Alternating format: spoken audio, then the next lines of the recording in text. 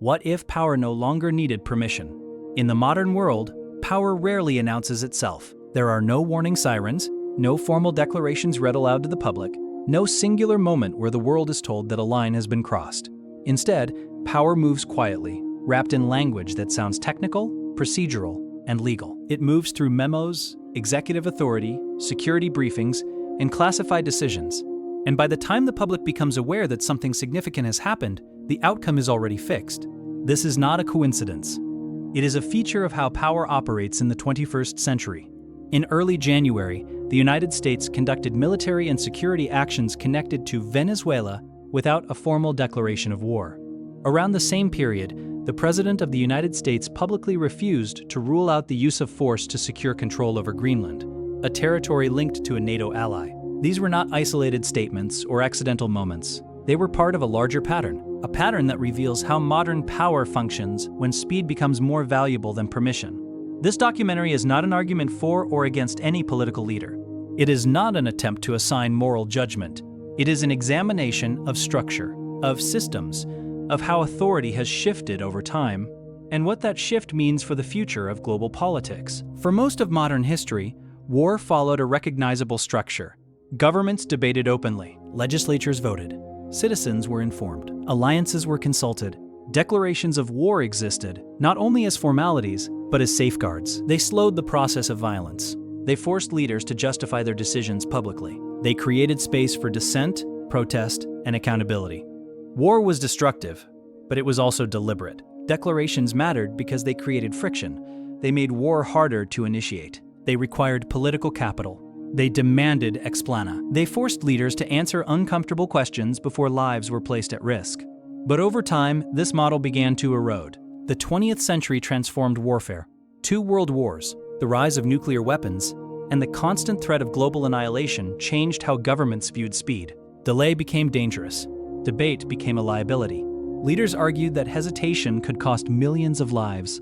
Emergency powers expanded. Temporary measures were justified as necessary.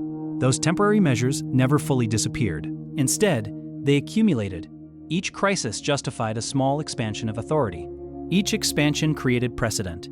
Each precedent normalized the next action. Slowly, almost invisibly, the balance of power shifted away from deliberation and toward executive control. By the late 20th century, the concept of war itself had changed. Conflicts were no longer framed as wars. They became interventions, operations, missions, or security responses. Legal language softened the reality of violence. Targets were neutralized before the public understood what was happening. Oversight followed action rather than preceding it. Speed replaced permission. Silence replaced announcement. This structural transformation did not eliminate democratic institutions, but it altered their role. Legislatures still existed. Courts still functioned. Media still reported. But the decisive moment increasingly occurred before these institutions could meaningfully respond. Nowhere is this more visible than in the modern expansion of executive power. The United States Constitution grants Congress the authority to declare war. This separation was intentional. The founders feared concentrated authority. They believed decisions of war should require collective agreement, not individual will. But constitutional ideals exist within historical realities. As global threats evolved, presidents gained broader authority as commanders-in-chief. Military engagements expanded without formal declarations. Intelligence operations multiplied. Covert actions became routine. Congress retained theoretical authority, but practical control diminished. The War Powers Resolution attempted to restore balance by requiring notification and limiting prolonged military engagement without approval. In practice, it rarely prevents initial action. Presidents act. Congress debates. By the time lawmakers respond, the situation on the ground has already changed. This creates a powerful incentive structure. Acting first shapes reality, debate afterward becomes symbolic. Over time, this pattern becomes normalized. This context matters when examining recent U.S. actions connected to Venezuela. Venezuela occupies a uniquely complex position in global politics. It holds some of the largest proven oil reserves in the world. It plays a critical role in South American geopolitics. For decades, it has resisted U.S. political and economic influence. Successive American administrations imposed sanctions, applied diplomatic pressure, and supported opposition movements within the country. Official justifications centered on corruption, human rights abuses, drug trafficking, and regional instability. These concerns were presented as threats not only to Venezuela, but to surrounding nations and global security. Tensions escalated gradually, sanctions intensified, diplomatic relations deteriorated, intelligence operations increased, military planning expanded. In early January, under executive authority, the United States conducted military and security actions connected to these concerns. There was no formal declaration of war. Congress was not consulted in advance. The public was informed after the fact.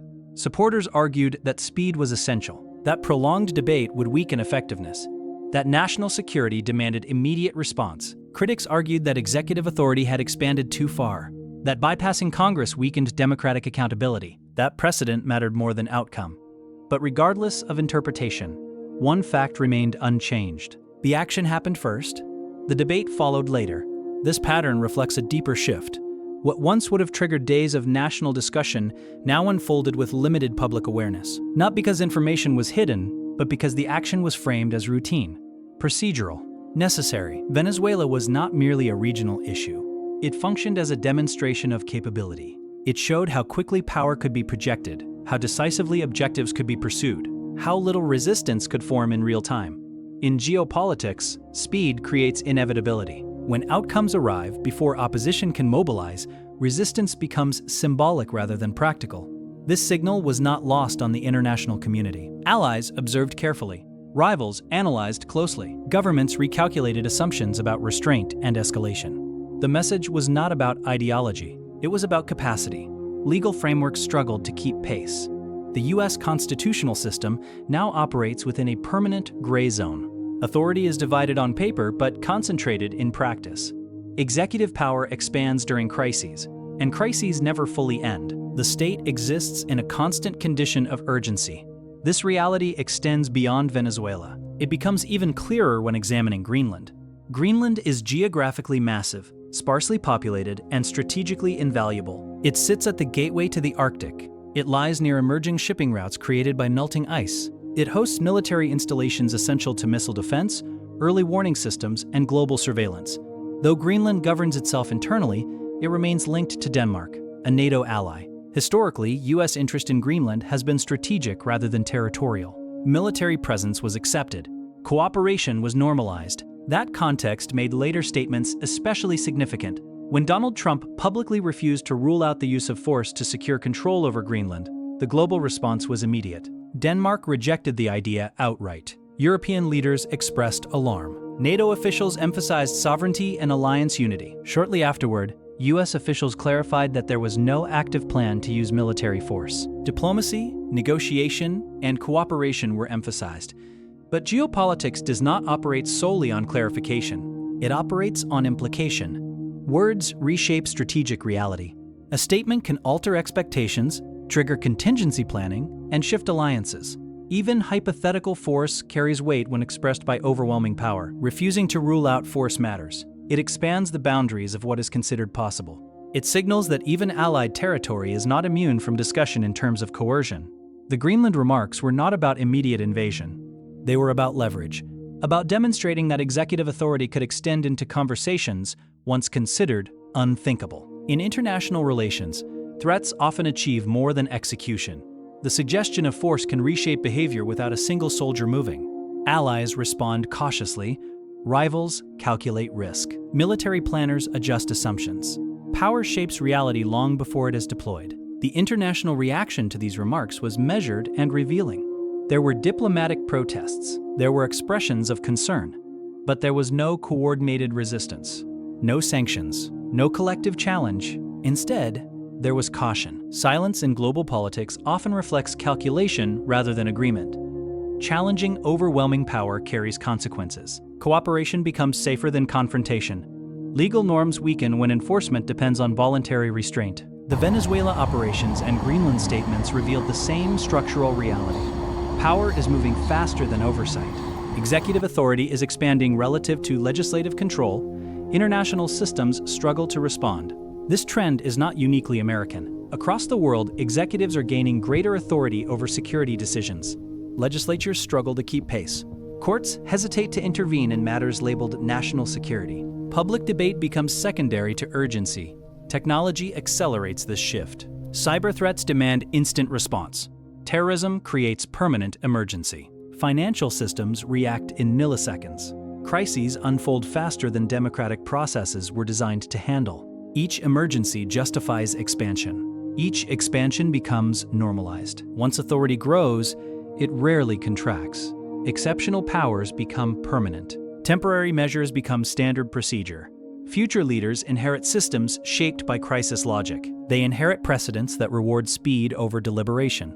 They inherit structures that expect action first and debate later. The danger is not one leader, it is the system that remains. History often focuses on dramatic moments, invasions, declarations, speeches. But the most consequential shifts often occur quietly, without ceremony, without resistance, without a clear moment of reversal. Years later, these changes are accepted as normal. Military action without formal war becomes routine.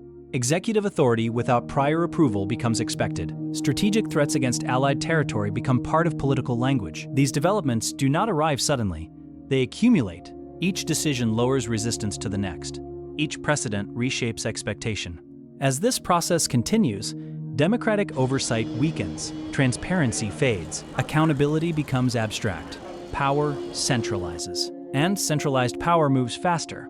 This creates a cycle. Speed justifies authority. Authority increases speed. Oversight lags behind both. Permission becomes procedural. Approval becomes symbolic.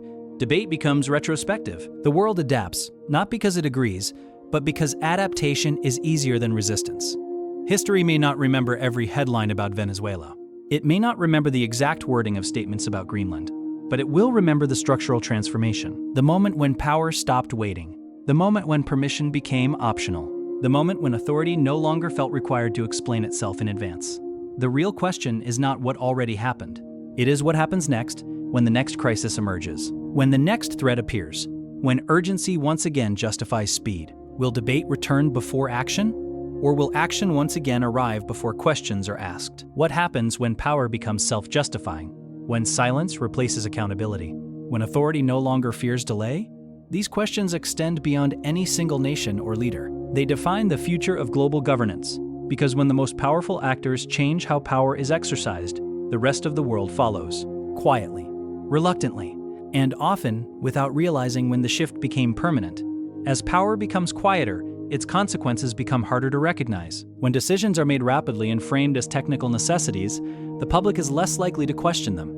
Urgency replaces reflection, procedure replaces debate, and over time, citizens become accustomed to outcomes rather than processes. This conditioning is subtle. It does not require censorship or force. It relies on repetition. When military actions occur without formal declarations and without immediate consequences, they begin to feel normal. When executive authority is exercised repeatedly without resistance, it becomes expected. The extraordinary becomes routine. This is how systems change without appearing to change at all. The normalization of rapid executive action reshapes how institutions behave. Legislatures become reactive rather than proactive. Oversight committees review decisions that have already reshaped reality. Courts hesitate to intervene in matters framed as national security. Media outlets focus on outcomes rather than processes, because outcomes are easier to explain. Over time, accountability shifts from prevention to explanation. Leaders are no longer asked, "Should this be done?" They are asked, "Why was this done?" And by the time that question is asked, it is already too late. This shift has profound implications for democratic systems. Democracies are designed to be slow by intention. Debate, disagreement, and delay are features, not flaws. They exist to prevent rash decisions and concentrated authority. But in a world defined by speed, slowness is rebranded as weakness. The language of urgency becomes powerful. National security, strategic necessity, imminent threat. These phrases shut down discussion not because they are always false, but because they demand immediate trust. Questioning urgency is framed as irresponsibility. As a result, power moves ahead of consent. This transformation also affects how citizens perceive their role. When decisions are made quickly and quietly, people feel disconnected from them. Participation becomes symbolic. Voting feels distant from outcomes. Protest feels ineffective against actions that have already occurred. Disengagement follows. And disengagement is fertile ground for further consolidation of power. This conditioning is subtle. It does not require censorship or force. It relies on repetition. When military actions occur without formal declarations and without immediate consequences, they begin to feel normal. When executive authority is exercised repeatedly without resistance, it becomes expected. The extraordinary becomes routine. This is how systems change without appearing to change at all. The normalization of rapid executive action reshapes how institutions behave. Legislatures become reactive. The case of Venezuela illustrates this clearly. Regardless of one's view on the justification or outcome, the process itself reveals how normalized unilateral action has become. The absence of formal war declaration did not shock the system. The bypassing of prior legislative approval did not halt the operation. The lack of immediate global backlash reinforced the perception that such actions were manageable. Each of these factors lowered the perceived cost of acting first. The same logic applies to rhetoric surrounding Greenland. Even without action, the willingness to discuss force altered the strategic environment. It reframed what could be spoken aloud by a sitting president. That alone represented a shift. When power expands rhetorically, it often precedes expansion in practice. This pattern is visible throughout history. Language changes first, justifications soften, boundaries blur, then action follows under the newly expanded framework. What once seemed unthinkable becomes discussable. What becomes discussable eventually becomes doable. This is why words matter in geopolitics. The international system is built on shared assumptions: sovereignty, territorial integrity, alliance trust. When those assumptions are questioned publicly by powerful actors, even hypothetically, the system destabilizes. Other nations respond not with outrage, but with contingency planning. Trust erodes quietly. This erosion has long-term consequences.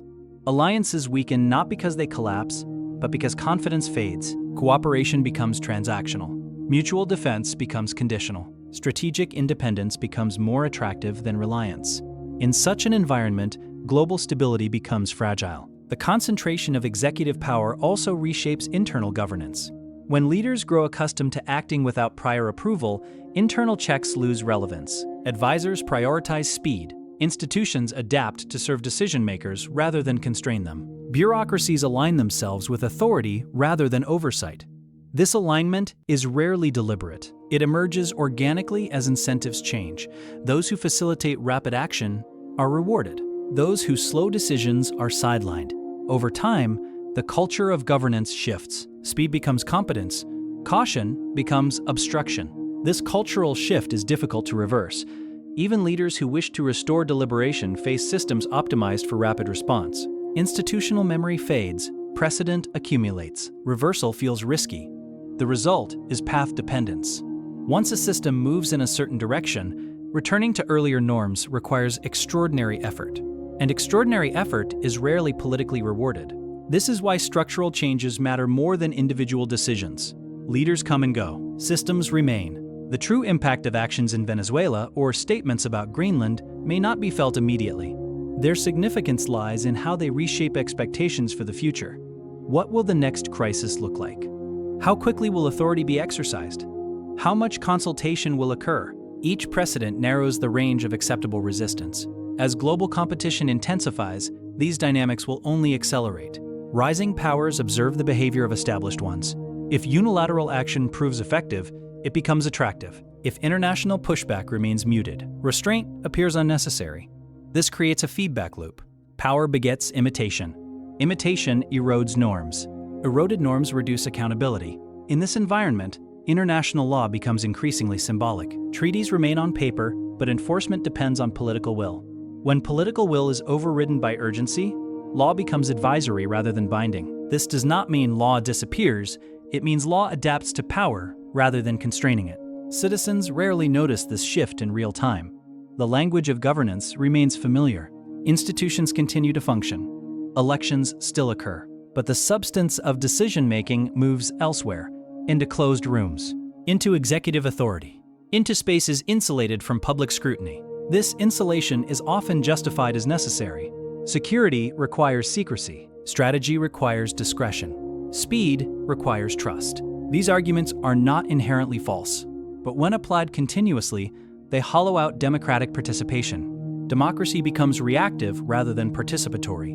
By the time citizens are informed, choices have already been made. This breeds cynicism, and cynicism further weakens accountability. The long-term risk is not authoritarianism in its traditional form. It is something quieter, A system where formal structures remain intact, but meaningful influence concentrates upward, where consent is assumed rather than earned, where permission is procedural rather than substantive.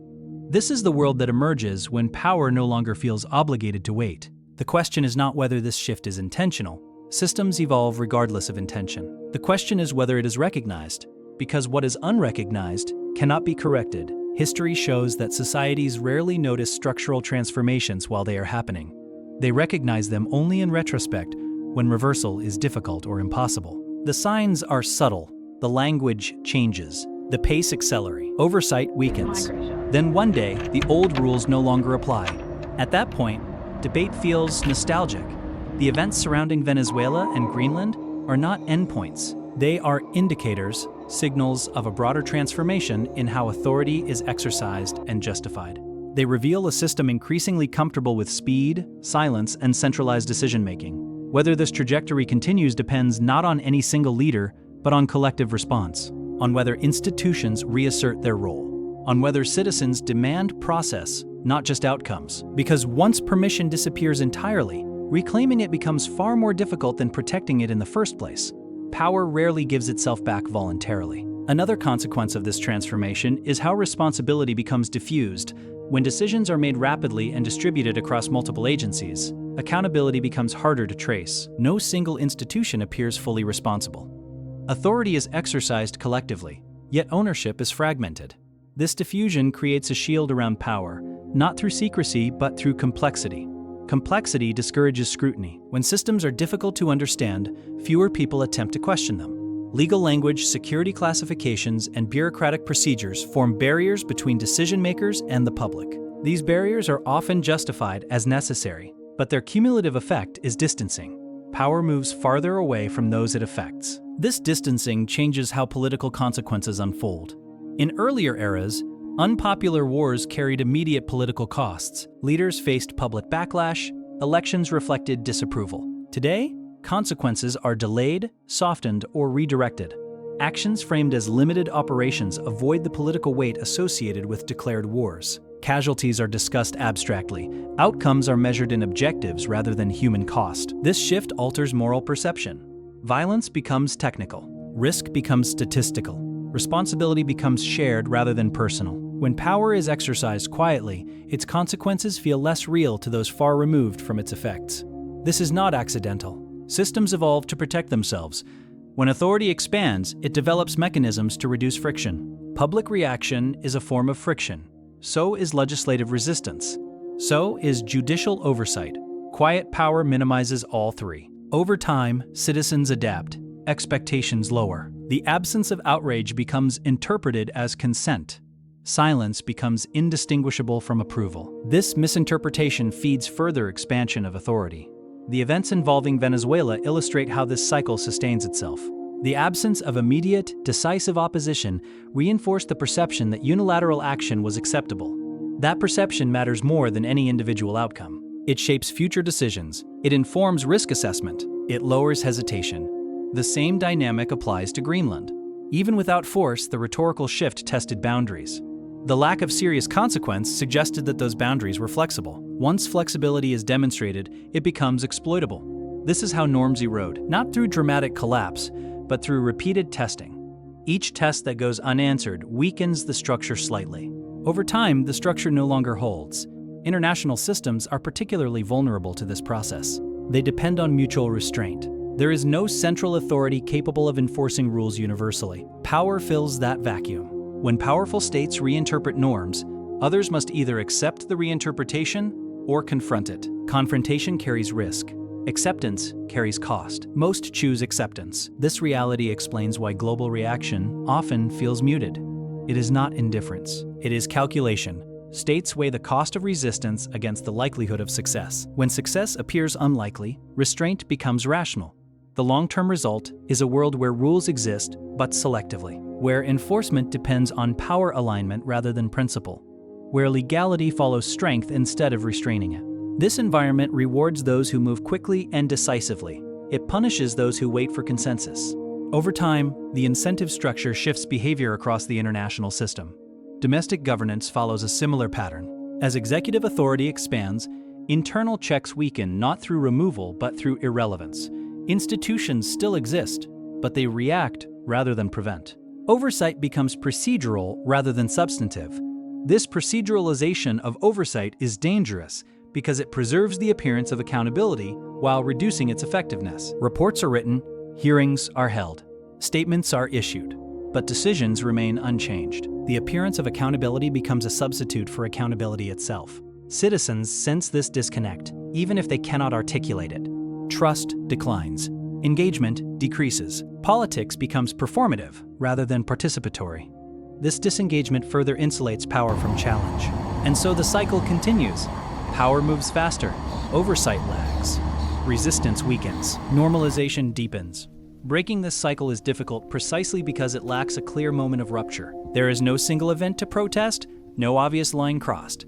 Instead, there is accumulation, gradual change, incremental expansion. By the time concern becomes widespread, reversal feels impractical. This is why structural questions matter more than individual controversies. Leaders are temporary, systems persist, precedents outlive presidencies. The true legacy of actions in Venezuela or rhetoric about Greenland will not be found in immediate outcomes. It will be found in how future leaders interpret their authority, in how quickly they act, in how much permission they believe they need. Each time power acts without resistance, the threshold lowers. Eventually, the idea of permission itself begins to feel outdated. History offers many examples of this pattern. Empires rarely collapse suddenly. They transform gradually. Authority centralizes. Decision-making accelerates. Oversight erodes. The process feels efficient, necessary, rational, until it no longer does. The danger is not speed alone. It is speed without consent, authority without accountability, power without pause. Democratic systems were designed to slow power down, to force reflection, to protect against concentration. When those safeguards weaken, democracy does not vanish immediately. It thins. It becomes procedural. Elections still occur. Institutions still operate, but meaningful influence concentrates elsewhere. This thinning is hard to detect from within. Life appears normal. Governance continues. But the relationship between citizens and power changes. Decisions feel distant. Outcomes feel inevitable. Participation feels symbolic. When people stop believing their input matters, they withdraw. And withdrawal accelerates consolidation of power. This is the quiet danger of normalization. The future is not determined by one decision or one leader. It is shaped by patterns, by what becomes acceptable, by what goes unchallenged. The question, then, is not whether power will continue to seek speed. It will. The question is whether societies will insist on permission. Because once permission is no longer expected, reclaiming it becomes extraordinarily difficult.